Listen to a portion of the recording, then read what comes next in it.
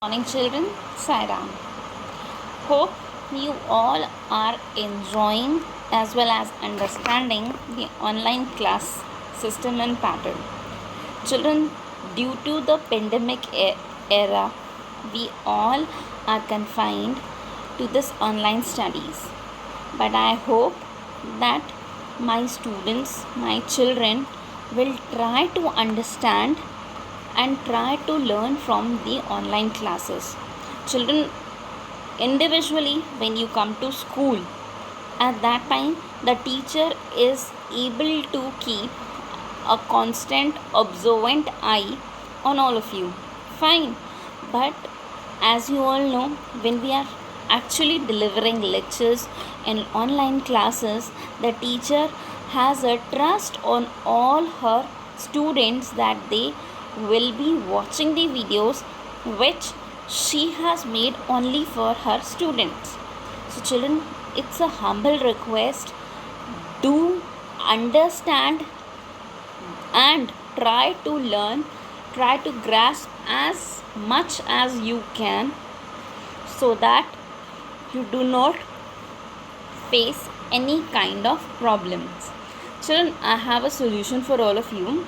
If you really feel that if you have a problem, if you have a doubt, so on Saturdays you can keep the doubts in front of the subject teachers. And remember one thing, remember this, that if you are putting forward any doubt, it should not be repetitive. Fine, one day one subject.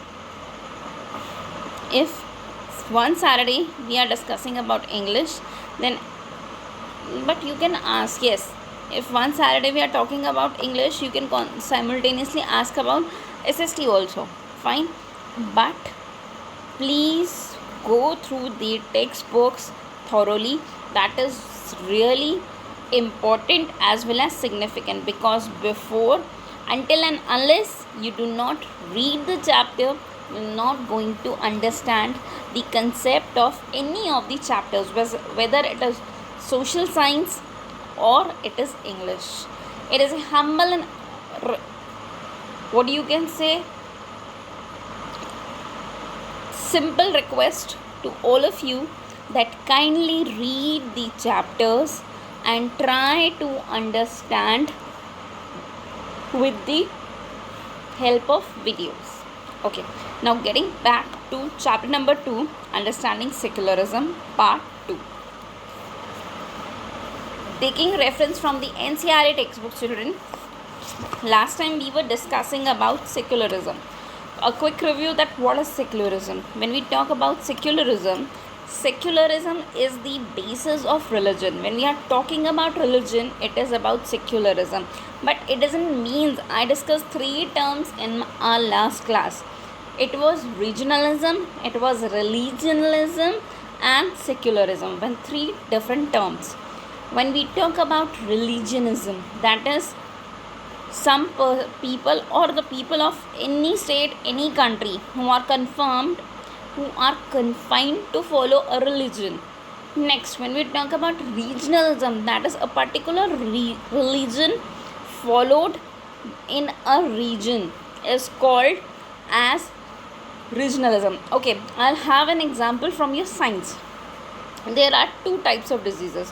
One is endemic disease and the other is, can anyone guess? One is endemic disease and the other is deficiency disease. Okay, deficiency disease is caused by the deficiency of some vitamins. And second, endemic disease means that you have these particular deficiencies in particular areas where you do not find some or the other nutrients missing off. Fine, so how these two are confined? Like if we talk about endemic disease and regionalism, so how both of them are correlated? Like one is practicing the religion of his choice, is not practicing religion of his choice, but is forced to practice the religion of, or you can say which is practiced by the maximum majority of the people, and the people force the other minorities to follow the same religion is called regionalism. Fine. And when we call about religionism, that is to become a majority and dominate the minorities. And the biggest term having the maximum authority is secularism, where people, we the citizens or any citizens of any country, are allowed to practice religion of their own choice without any discrimination and without any interference. Now, what is Indian secularism? I am repeating this particular topic again. The Indian Constitution mandates that the Indian state be secular. Now, according to the Constitution, only a secular state can realize its objective to ensure the following. Now, what are the objectives put in front of the Constitution by different states, by the Constitution for the different states? Because if each and every state is going to follow or is going to issue their own rules and regulations, then there will be the occurrence of malnutrition. That is, one cannot move ahead, one cannot grow ahead with the choice of religion which they want to, with respect to the fundamentals, or you can say rules and regulations laid by the Constitution for every state of one country. That one religious community does not dominate another. That is, I told you just a minute before, that the majority shall not discriminate the minority. That some members do not dominate other members of the same religious community. That the state does not enforce any particular religion nor take away the religious freedom of individuals. That I have just given you an example with regionalism and religionism. The Indian state works in various ways to prevent our domination. First, it uses a tragedy of distancing itself from religion. The Indian state is not ruled by a religious group and nor does it support any religion. In India, government spaces like law courts, police stations, government schools, offices, etc. are not supposed to display or promote any religion. Children, wherever we have government officials or government officials, officers and offices, we can easily find that we are not a part of the dirty, dominating religious atrocities. We are not forced to actually appreciate any kind of discrimination related to religion. So let's get back.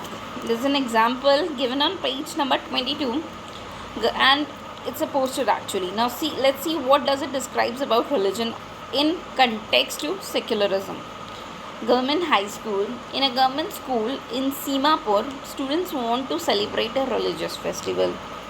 Sir, there is a big religious festival next month. We have never celebrated it in school. Can we do it this year? I am afraid that isn't possible, Rekha. This is a government school. We cannot give importance to any one religion. I repeat, we cannot give importance to any one religion. Private schools may do that. Government schools do not celebrate any religious festivals in the school premises. Most religious festivals are public holidays so that we can celebrate these at home. I never thought of it this way. I guess we can always celebrate this outside the school. The other student says, anyway, we were planning to celebrate in our locality. So now, what message does this particular poster gives you? That the government offices do not appreciate any kind of promotion related to religion. Now, in the above storyboard, the celebration of the religious festival within the school would have been a violation of the government's policy of treating all religions equally. Okay, and government schools cannot promote any one religion either in their morning prayers or through religious celebrations. This rule does not apply to private schools. The second way in which Indian secularism works to prevent the above domination is through a strategy of non interference. That is, this means that in order to respect the sentiments of all religions and not interfere with religious practices, the state makes certain exceptions for particular religious communities.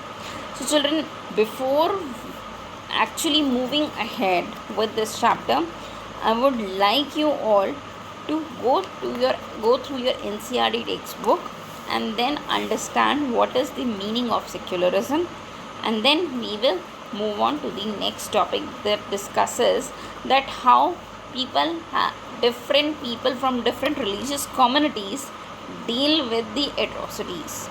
Thank you, children. Sairam, stay safe, stay home, and hope we meet soon. Thank you. Sairam.